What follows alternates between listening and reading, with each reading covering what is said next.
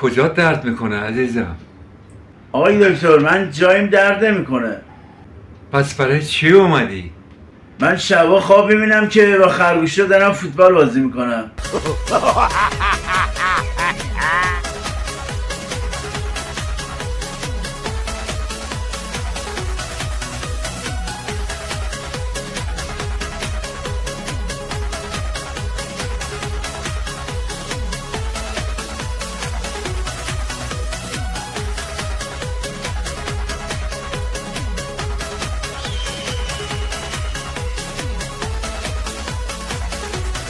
حالا برات یه داروی مینویسم که دیگه از این خوابا نبینی. آقای دکتر نمیشه امشب مصرف نکنم این دارو رو، از فردا مصرف کنم؟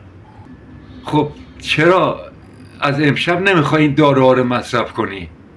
آخه امشب فینال بازی هست.